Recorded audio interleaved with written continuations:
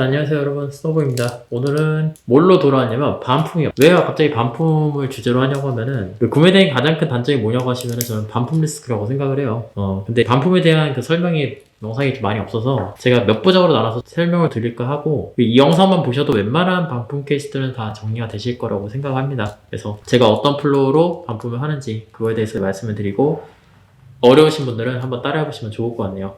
그래서 제가 준비했던 거는 마인드맵입니다, 여러분. 마인드맵. 마인드맵은 이야기가 편해서, 마인드맵은 일단 두 가지 케이스로 나뉘는데요. 첫 번째는 물건이 중국에 있는 경우고, 두 번째는 물건이 한국에 있는 경우예요. 물건이 만약에 중국에 있잖아요. 그러면은 되게 편합니다. 왜 편하냐? 거기에서만 이제 돌면 되거든요. 아무래도 물건이 한국에 들어오게 되면은 다시 중국으로 빠져나가기가 되게 힘들어요. 그러니까 절차가 거의 한 두세 배로는 복잡해지는 느낌이고, 더군다나 전자기기면 이거 훨씬 복잡해요. 그래서 제 추천은 가능하면은 중국 내에서, 죄송합니다. 가능하면 중국 내에서 모든 걸 다 끝내시는 게 저는 낫다고 생각을 하고요. 그래서 일단 첫 번째로 물건이 중국에 있는 경우, 이 경우를 기준으로 해서 설명을 좀 드릴게요. 여기서 알리익스프레스에 주문했을 때랑 타오바오에 주문했을 때, 이렇게 두 가지 케이스로 나뉘어요. 알리익스프레스를 기준으로 먼저 말씀드리면, 그 옆에 보시면 주문 취소가 있습니다. 일단 알리익스프레스에서 그 주문 취소가 있어요. 그 옆에 보시면은 그거 통해서 주문 취소를 하시면 되고, 근데 알리는요, 그 판매자가 주문 취소를 해도 강제로 보낼 수가 있어요. 그냥 물건을 보내요. 근데 그런 경우에 어떡하냐? 일단 첫 번째로 물건이 도착하기 전까지 내가 할 수 있는 게 없어요. 그러니까 물건이 도착하고 나서 그 다음 절차를 진행해야 되는데, 이럴 때는 두 가지의 케이스가 있어요. 첫 번째 케이스는요, 무료 반품의 케이스가 있고요. 두 번째는 유료 반품의 케이스가 있어요. 이게 뭐냐면, 첫 번째로 이제 무료 반품을 프리리턴이라 써 있습니다. 그게 적혀 있으면은 반품이 진짜 쉬워요. 어떻게 해야 되냐면, 알리익스프레스에서 고객님 주소로 기사님이 가셔서 그 물건을 픽합니다. 그리고 이게 프리리턴 라벨지를 주거든요. 그 라벨지를 고객님께 보내드려서 택배 기사님께 보여드리려고 하고, 물건 인계하면 거기서 끝나요.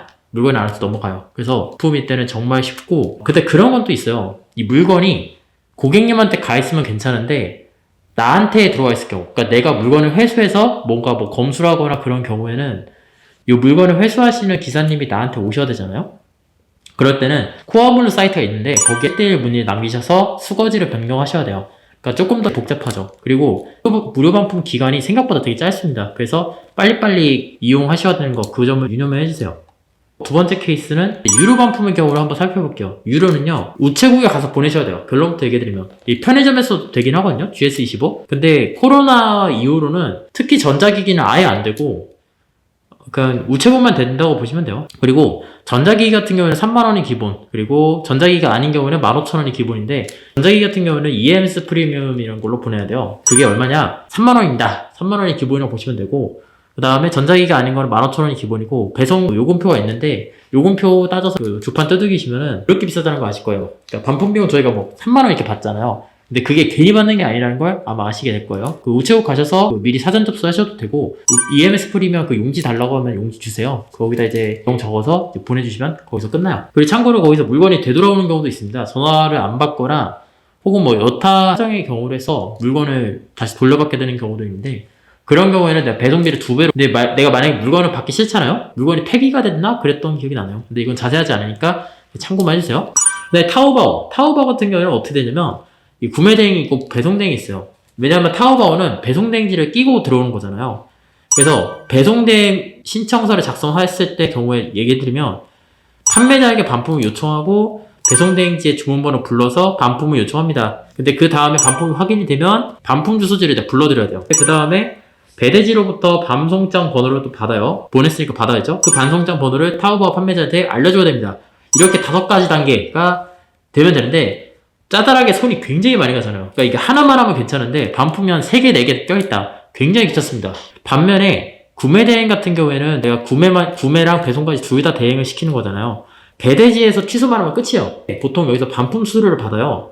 무거운 거 같은 경우는 실비 청구를 아마 하실 거예요. 저 같은 경우에는 무거운 거는 구매 대행으로 반품이 난 적이 없어서 그렇게는 안 해봤는데 아마 실비 청구를 하실 거예요.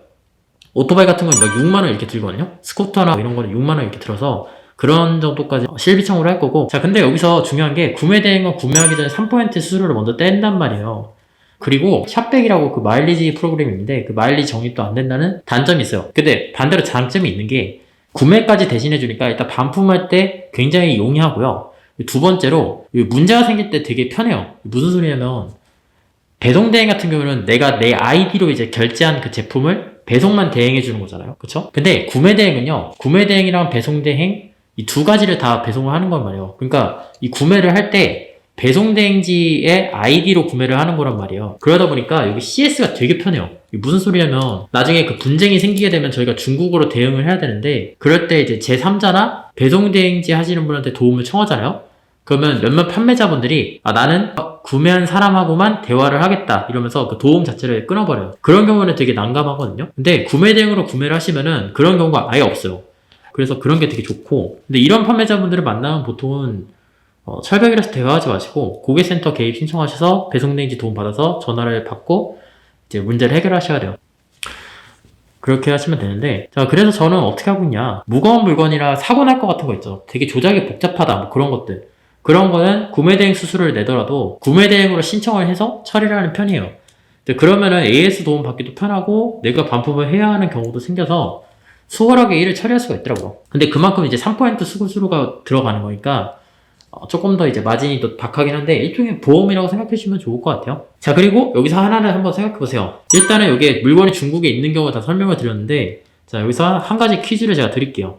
만약에 문제가 생기셨어요. 그러면은 다음 중 어디에다 도움을 청해야 될까 한번 생각해 보세요.